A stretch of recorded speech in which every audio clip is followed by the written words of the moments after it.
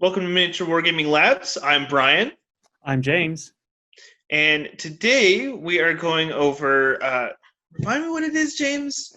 It's It's from a small company, right? it's a newish game out of rural England, Warhammer 40k 9th edition.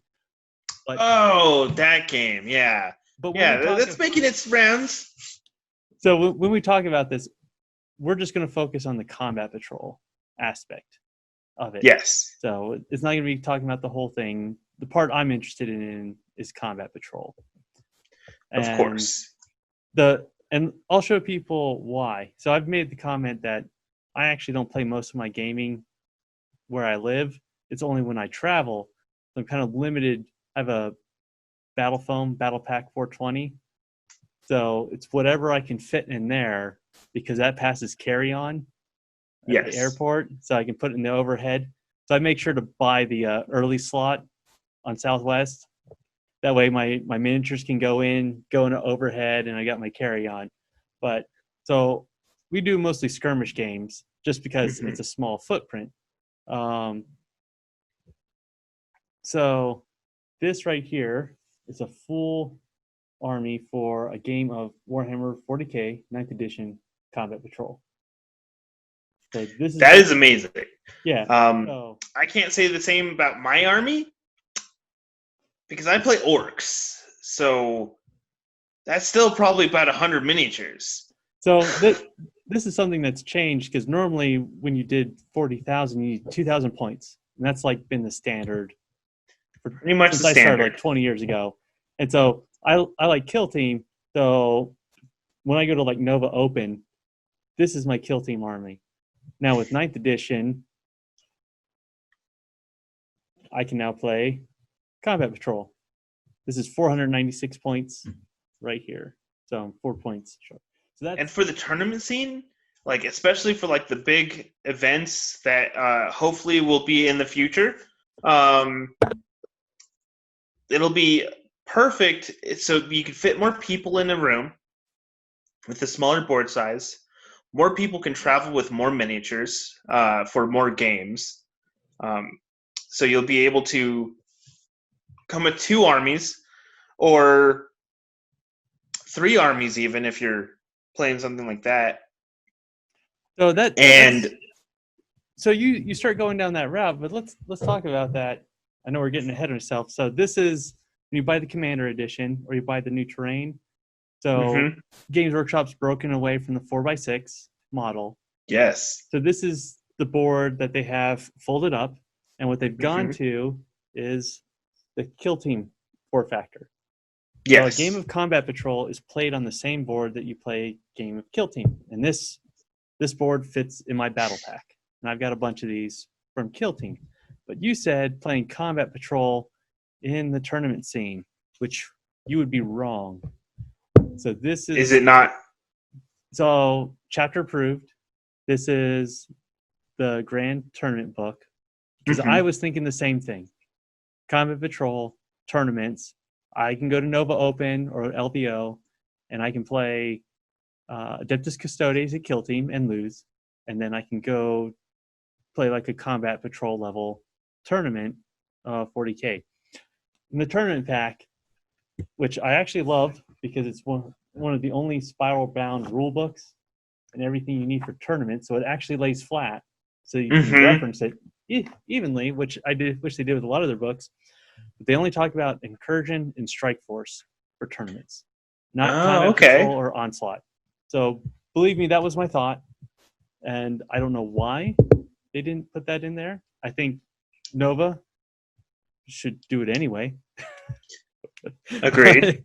That I was going to talk about that later. You just pulled me away into it. That was a peeve of mine. Okay, so I mean, so we have our usual questions, but we know who made this game. It's Games Workshop. Everybody knows Games Workshop. They're the biggest name in miniature wargaming. It's Warhammer 40k, which is the most popular of their games. So we don't need to go over the theme of this game. We know it. This Yeah. is Warhammer 40k. It's the grimdark. Blah blah. I think everybody can go over that. Everybody knows that. Um, but onto this important question. We've gone over a little bit of it. What do we need to play this game? So you'll need your Games Workshop approved models. Of You'll course. need, it's a D6 system, so you only need one type of die, the D6. So if you're like me, you have Kill Team, you can at least say, well, I bought Kill Team, I bought this, I already have the die I need. This is the minimum size play surface, and this is tied to like a coffee table. So if you have a coffee table and, what is this? 32 by 40? Think of Yes, 32 by 40. Is it 46? No. I think. Well, never mind. They give you the board, so yes, lay out the board. You got it's part of their coffee table initiative. Yeah, bringing games to the coffee table, play games at home.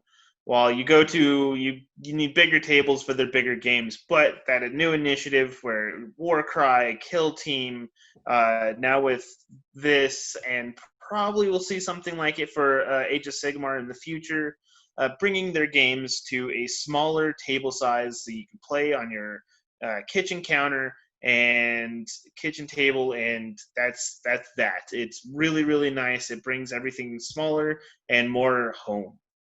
Well, let's talk about the real driver on that. It's the fact that game stores make money off Magic.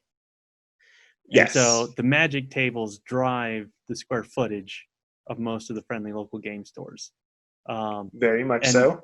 When they broke away from the 4x6, if you actually read for like Strike Force and Incursion, it's just 3 of these stacked next to each other.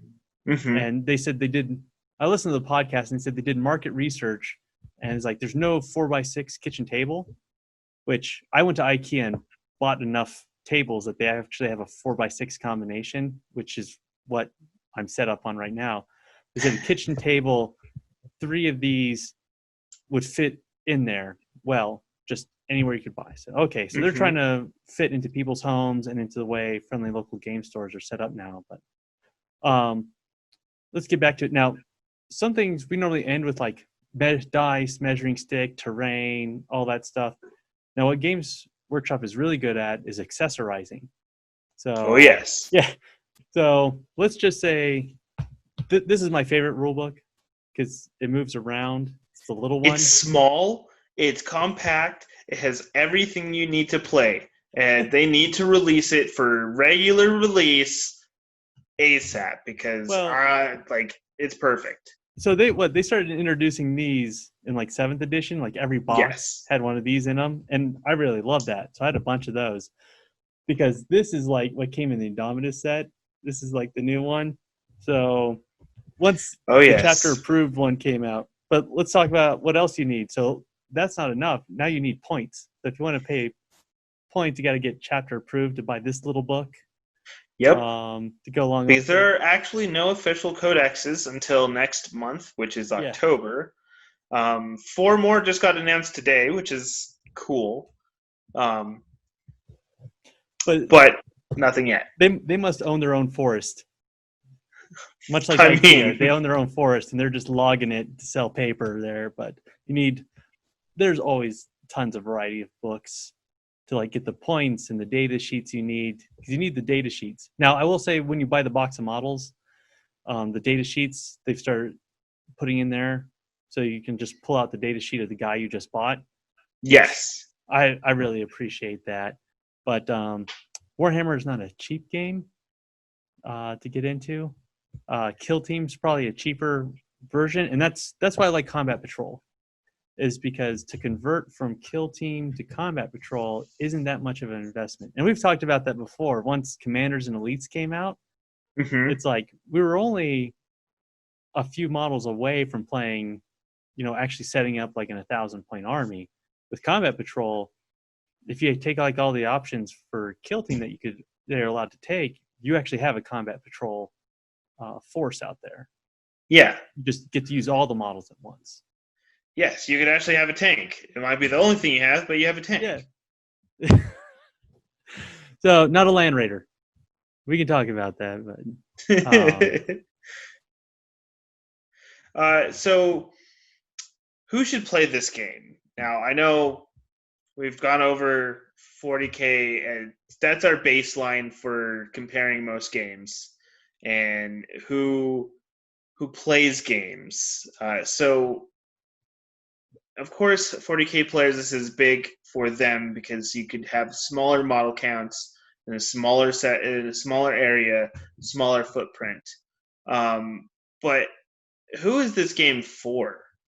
So I actually saw it targeted for people like me because the issue is Games Workshop has always told you that you don't have to pay 2,000 point games.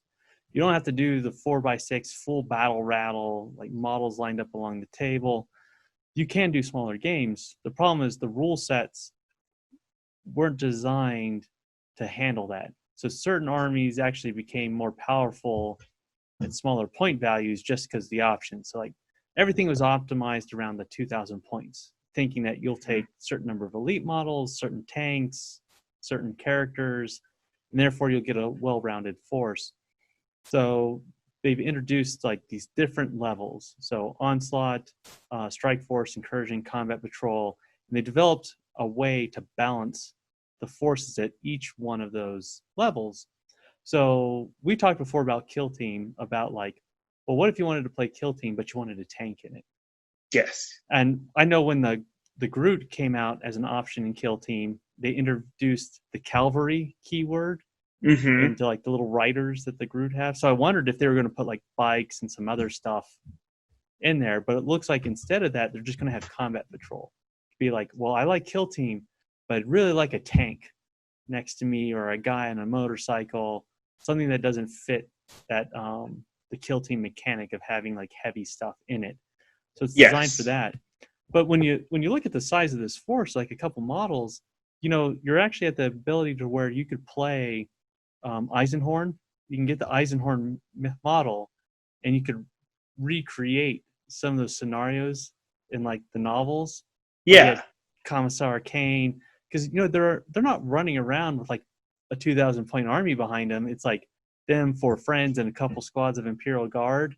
Yeah. And they're doing these missions, so it's like you can actually recreate the novels. Tanith First and Only, if you wanted like the last chancers there, which they make specialized models for, you can actually play. Yes, they do. These these narrative games with them. So I think it opens up to like if you want that small model count, but you want heavy equipment with you. Awesome. So, I mean, most gamers have played 40k. So do a brief overview of how game mechanics work in 40k and if they are different for this game. All right. So when you read the base rule book, it's actually pretty simple. It's a D6 system, and you have various abilities. There's how strong you are, how well you shoot, how well you can take a hit, how good your armor is, and you roll a D6. And most things are like, if you roll a 4 or higher, you win. If you're a really elite character, you can roll a 3 or 2, and you achieve whatever you're trying to do, either shooting someone, stabbing someone, resisting being shot. So very few attributes to the models. You move them, you shoot them, you stab with them, and you try not to get hurt. So at that point, it's a very simple game in that level. Yeah, that's one of the big draws to 40k is the simplicity of it. And the dice, it's the most common die you'll ever find. So everyone has D6s. If your house doesn't have a D6 in it, you're obviously not going to be playing any kind of game close to 40k. So, but everyone that has a board game has a D6. So D6s are, even play poker, you have D6. So yeah, maybe it's something they won't abandon because technically a D10 and D20 are, or a 2D6 are better representations of probability of like probability curves, because a D6 does not give you a lot to play with on variance, which is where the unique features come into play. Yes. So speaking of those, what are some of the unique features of Combat Patrol? So, well, let's say like with 40k, some of the unique features of it is like it's a D6 system. It's very simple, but you can have a lot of arguments over the rules because they just stack so many layers on top of it. So you have keywords that give you special abilities, different weapons with their own keywords, the ability of models to generate auras that give bonuses and synergies to other models, terrain features with terrain keywords. And then now you have this other way of playing of like combat patrol, incursion, strike force, onslaught, and you have the points that bring balance to that. So the way they bring balance is like it's either power level points. You also have command points now, resource points. If you're playing the campaign system, you have different units have campaign points. So the base rules, the D6, when you read the rule books, very simple. It's when you pile this other layer on top of it of all these keywords and missions and scenarios. That's what adds the complexity.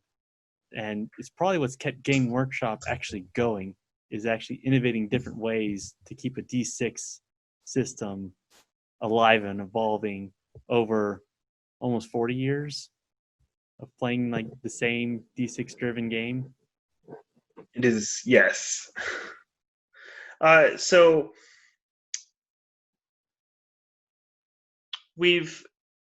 most people have played 40k, as I've said before.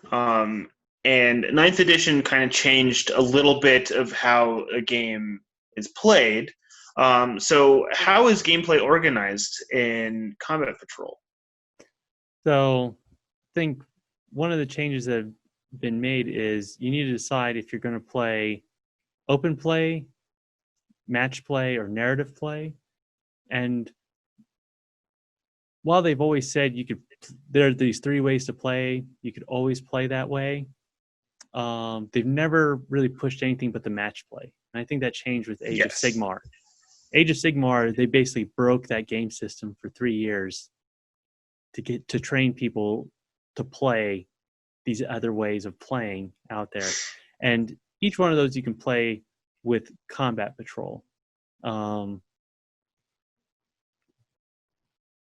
Combat Patrol is played just like the other levels. But since you're playing a smaller force, the way they keep it balanced is with detachments and the command points. Because if you look at it, if you're restricted at 500 points is your cap. So I showed you my force. If I want the advantage of the detachment, like the command points generated by the detachment, I've got to pick certain units. You need a commander, troops, and then I can spend the rest of the points on anything else. But if I'm playing Custodes, once I paid for my commander and troops, I don't have a lot of points left. So I'm not throwing a land raider into my Combat Patrol. I can do that in Combat Patrol. I can buy a land raider, but he's not going to fit into any detachment. So I'm going to lose the command points. So you could see to where they balanced it by what you bring to the game. So it's not like Age of Sigmar 1.0 of where like, let's play open play. Here's my 15 demon princes. It's open play. Anything goes. It's like, no, this is a little bit more structured. So I'm not going to show up with 5 land raiders. They're like, well, it's only 5 models. I mean, go play. But everything else is the same. You're rolling your command phase, movement phase, psychic, shooting, charge, fight, morale. It's not like Kill Team of where, we go back and forth in the turn. I have my turn and I do everything. You have your turn, you do everything. Then we go to the next round. We keep on doing that. Command Patrol with Custodes would be interesting because reserves would work differently. I don't have a lot of models that I can keep in reserves here. So, and that's what's always balanced Custodes is you don't get a lot of models. So if I play a Combat Patrol scenario, the other guy might just win because he's got enough guys to where he can flood dead bodies and like Custodes and just hold the objectives and get victory points and walk away. And that's honestly how I lose most kill teams with Custodes. Is no one kills my Custodes. It's just they beat me on objective points. Like they're all dead lying before me, but it's like they won. Yep. So I could feel Combat Patrol would go down the same way there. Just that quantity versus quality. Yes. So how do you organize an army for a smaller game of 40k? Now I know that they have two ways of doing this with points and power level, but how is that different or the same in Combat Patrol? So I like to put it, power level is a game amongst friends. Points is for competitive play. Because points gets into like the minutia of like, well, this bolt gun is better than that bolt gun, so it should be 2 more points. Well, power level is the fastest way. It's on like every sheet. That number never changes. So you really don't even need to buy like the chapter approves every year, because when you buy the model out of the box, it'll have its power level. So it's like it's a cheaper way to play. But within that, I think one of the balancing is a battle forged army and an unbound army. And so when you have an unbound army, it gives you a lot of freedom. You can pick whatever you want, just get to that 500 points. You can put it in there. But unbound armies don't get command points. And if you don't have command points, you don't get stratagems. And stratagems are those, it's like playing those cards in Kill Team of like, now my guy will do this, which no one really does because it's confusing to remember them all. But if you're competitive, you'll have them. So it's like, well, do I field in my Land Raider with like my Captain General and that'll be my 500 points? Which I looked at that would do it. But he's not going to get any command points. He's not going to have any stratagems. Going to have a hard time holding down objectives. Or do I go pick the detachment and be responsible about what I pick? I'm sure since you play orcs, you could probably get about 100 models into a Combat Patrol game. Just like, what are the little guys? Little, not snotlings. Grots. Grots. Yes. Or Gretchen is the official name for them. Okay. So I was just thinking about that. I didn't play Combat Patrol with Grots. It's would be a lot, especially since it's like they're like a point a piece or 2 points a piece now. So I mean, back in 8th edition, they were like 1 point a piece. So 30 is like 30 would be like 30 points. See, now I will say to counter that though, so you can't flood the board with 250 Grots because unless you play Unbound, because Combat Patrol, you get 1 detachment and only 1. And a patrol detachment or any of the limits like what you can take. Like it maxes out the number of troop squads you can take and all like that. So you've got to play around with that. So I think those different levels of play have been balanced out by the command point. Like, do you want the command points? Well, then you got to play the detachment, where that really structures down what you can do. Yes. So how much can you customize? I mean, I know the answer to this, but just to put it out there, how much can you customize a gang? So with the Custodes, not that much because they're high-priced items, and like anything else in Games Workshop, like any of the models, like the primary weapon, you might be able to swipe this out. So I have the spear, you get the axe. You can buy the Miscordia, the little stabby knife in the back. You get it free in Kill Team, but Combat Patrol, you got to pay for it. So there's those little customizations. It's not on the level of Necromunda. Now, when you do campaign play, which we can talk about later, you play in a crusade. Then you have a little bit more freedom to play with, just like Kill Team, certain squads, since you're playing on squads and not individuals, can be buffed up with like relics and artifacts and like resistance to psychers, warlord traits, stuff like that. So I think you get a little bit more customization on the if you play narrative crusade, it's more like Kill Team. So I've never really played a 40k campaign at all, and I haven't seen a lot of them happen. So, is there a campaign system, and is this the best way to go through it? Well, I think before when there were campaign systems, they always said there's these three ways to play, but here's match play. And I think like when I started, most games were just like go to the Games Workshop back when they used to be in malls, and like you bring your 2,000 points, throw down on a table, and you just go into table. And then that there were a couple times you get down to like an unarmed land raider versus a guy with a power fist for like the last two models on the table, and just like. And back then you couldn't run over people. So it was really down to the guy with the power fist trying to like beat up punch his way through. But the crew. So I think Crusade is probably the first time really seeing them bake in a campaign system in the base rulebook. Because we've seen like Vigilus Defiant, Vigilus Ablaze. You could always buy these rule books, or like you get the box sets and it gave them linked scenarios and like a story behind it, to where you could, after that is 1,000-point game, and then it'd be like an escalation on the points. And of course, to encourage you to buy more models within that faction so you could fill out those points there. But with Crusade, you actually, it's more like Age of Sigmar now. Like I've got my little diary so I can journal. Like, dear journal, intercessors did very well. I won this battle today. Yeah.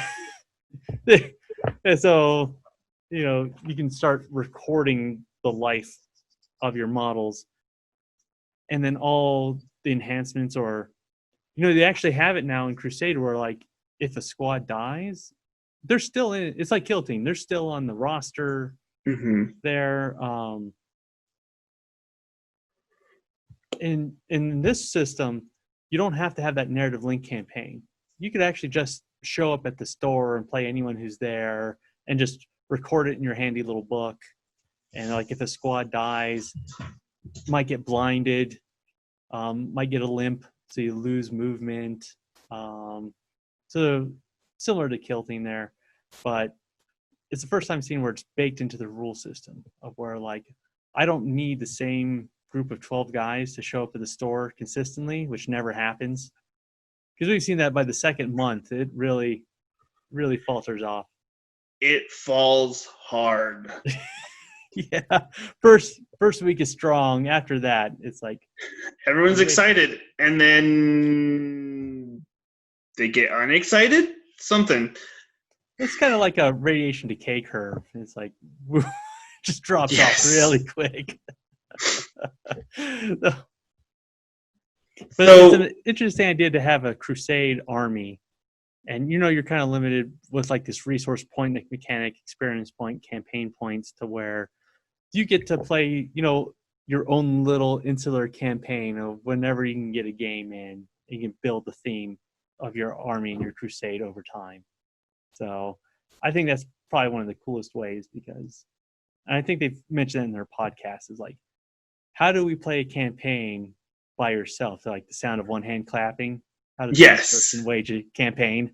Like, well, now we've got the rules for it. Cool. That definitely makes it a little more accessible during these times. So how are the scenarios included? I know there's always in 40k books, there's always a bunch of scenarios, and there's always more in everything else they release. Every other book has scenarios. The White Dwarf has scenarios, but like, how are the scenarios included in this, and how are they made to go from the 2,000 points all the way down to combat patrol? Is there a difference on how they're played or set up, or is there like what's the difference? So you bring up a good point, because before you'd have scenarios in the books. So when you read the rule book, they actually have, for open play, match play, and narrative play, they have 3 scenarios for combat patrol, 3 for strike. So every level of play has their own 3 scenarios.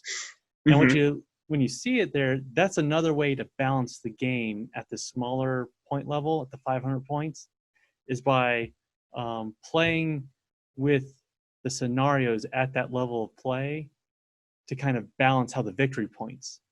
Yes. So it's not about tabling the guy anymore. It's about, do you have a force that can get the victory points? And I think something they throw in their secondary agendas.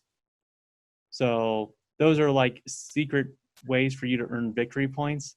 So for example, you could take some magic using Zeech army with a thousand tons of psychers and go around like, oh, I'm min-maxing. I'll say, well, look, I see a bunch of sorcerers over there.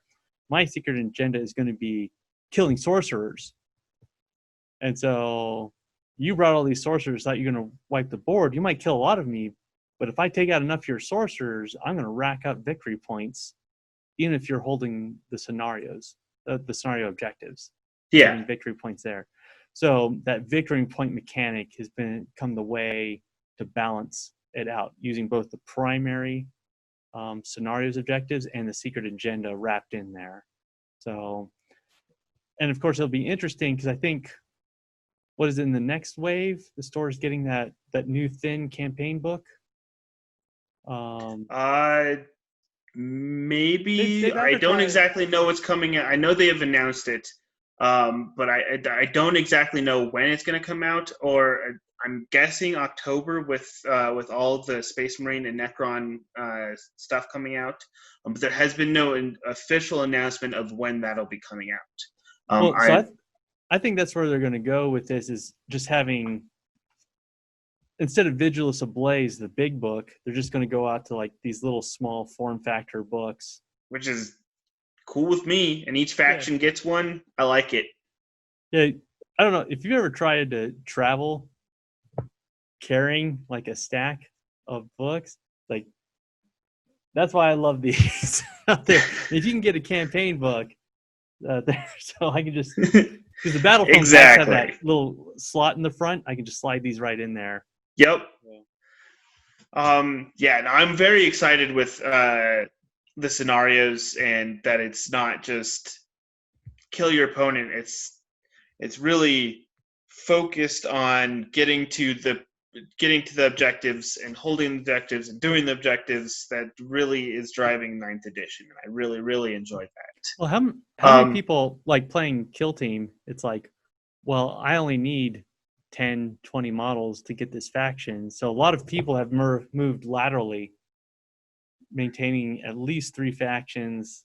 I've got like 6 out there put together. But now it's like, well, what about playing a tank? You know, I want to play an Astra Militarum, but I don't want to get a competitive game going on. So I'm going to need 5 Bane Blades, which are, what are those, like $80 to $100 a piece? Yeah. To get that armor. They're like 100. You know, it's like, I only want 1 tank. Combat Patrol might be the way. just 1. Yes. So what is this game? What is Combat Patrol missing from the broader spectrum of 40K? So I will say, and I talked about this up front, tournament rules. Now, that doesn't stop like a store from holding tournaments, but I doubt Nova Open is going to hold a Combat Patrol level tournament, or LVO, just because Games Workshop's so embedded in those tournaments now. But you could always make one up. I mean, nothing's going to stop you. But it always made me wonder, why not Combat Patrol or Onslaught? Why don't they get part of the tournament guide? Yes. The other thing I have to say is I like rule books that are like Oathmark or Battle System, of where basic rules, and it's like, would you like to learn advanced rules? Well, here, flip to this section. The way Games Workshop achieves that is like, hey, buy the Recruit Edition box set, build the force, or like No Fear in the last edition, and we'll play a game real quick. Now, once we finish playing that game, the rules that you read have no translate. You don't get, in like Combat and Elite Edition, you don't get the basic rule book. Yeah. So there's no conversion over. So their answer to that is like, here, buy this box set for $40, $50. get a feel for the basic rules. Now go out and buy everything you need to play a normal game. So drop another $250 so you can play with the big boys. I can understand the trade-off of why they did that, just because when you get like the full meal deal of like all the advanced rules, it can get a little overwhelming once you put like data sheets and keywords in there. But it's also a great way to make money by selling extra product out there. So, I mean, that's what capitalism's about, and they're capitalists through and through. So got to make that money. Yeah. So where do you hope this goes? Of course, it's brand new edition, which will last 3 to 5 years, hopefully a little bit longer. But where do you hope this goes in the broader sense of 40k and Games Workshop games? Well, I could see, over the next narrative books, we'll have to see how these narrative books turn out, like the new campaign books that they're going to come out with, these little booklet type. I'd like to see Combat Patrol emphasized in there. I hope it's not going to be like the tournament book, where the narrative books only have Incursion and Strike Force included in them. I hope they still keep carving out space for Combat Patrol. And then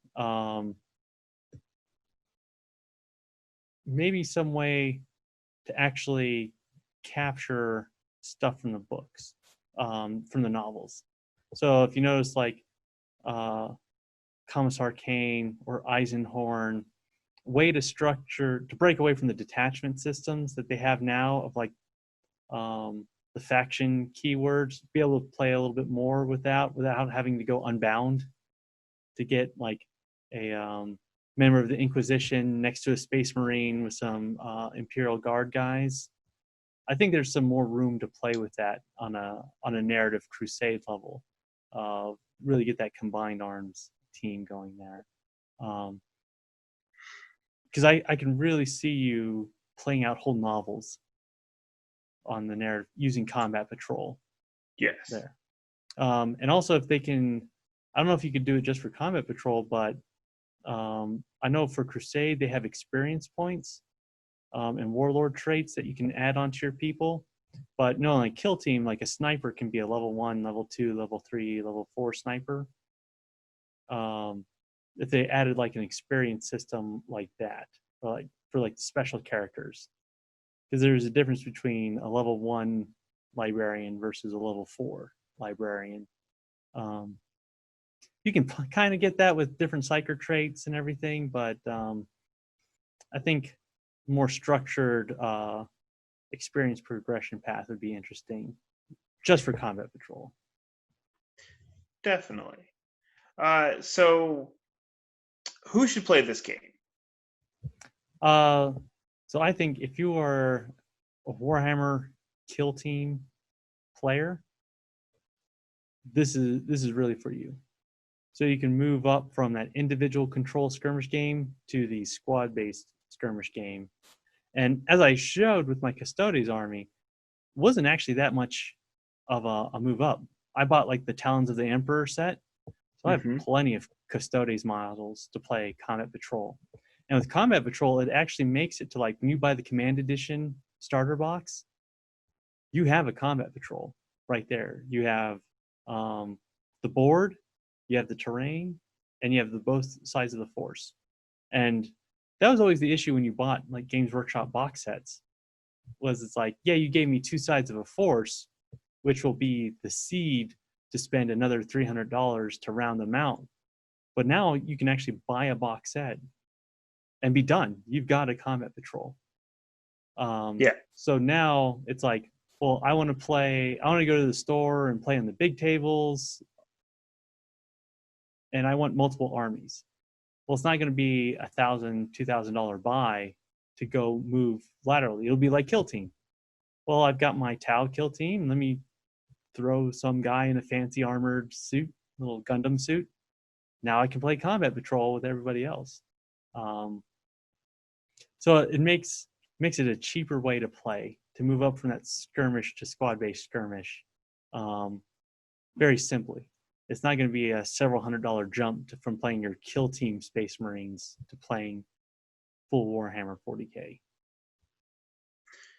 So why shouldn't people play this game? So this is going to be a small game here, and the people who don't like skirmish games are people that want to feel like Sauron on the tower, like stand there and like look at the mighty like wave. Like if you want to play with 1,000 orcs instead of just 200, you want to play the full game. So this might not be a level of play for you. It might be too fast for you. Maybe you want to spend more time in the store, because Combat Patrol games are an hour long. Strike Force Incursion are like 2-hour games. So you want the more traditional feel of the mixed arms battle. You're not bringing 15 tanks into a game of Combat Patrol. If that's what you're after, this isn't the level of play for you. That makes sense. I think that'll wrap it up for this discussion. Of course, there is plenty more to talk about with 40K, and there always will be. New edition, 2 books will be coming out next month, along with other things. 4 more codexes were just announced. So, I mean, every single month we will see a change to this game, as there's always been since the dawn of 40K. Well, I told you I listened to that one podcast, and the guy said, "Yeah, we like to think 2 editions ahead." And I heard that, and I was like, "You MFers." You know what? Yeah. 9th edition is already done. They've done all of it. It is thought out, planned out. There's no changing it right now. So I wonder about that international game testing community. He's like, what are you there? Like it's just a guerrilla marketing team in reality? Oh, check out. I'm giving feedback for this game. No, you're not. This game's done. It's put into bed. It's already in China in the printing press. You're not even part of this equation anymore. It's already in the warehouse, ready to go. You might be helping. It's waiting for the ship date 2 years from now. So, you know what? That game test is probably just them doing the FAQ. Probably. But that doesn't mean that 40K is a bad game. It is a good game. It has its place in the world of gaming, and it has definitely paved the way for hundreds and hundreds of other gaming companies and other games. So we got to give its credit where credit is due. So we will definitely be discussing more about 40K, just because you can't talk about wargaming without it. Well, I will say, this will be the last thing on it, but when you look at the number of models you need for Combat Patrol, so like eBay is filled, especially in July, 6 months after Christmas, with 40K armies, where the guy got like a few models in and then crapped out and figured this isn't the game for me. Combat Patrol and Kill Team allow you to like not get worn out before you actually start playing. So you can get, if you're brand new, you can get Command Edition.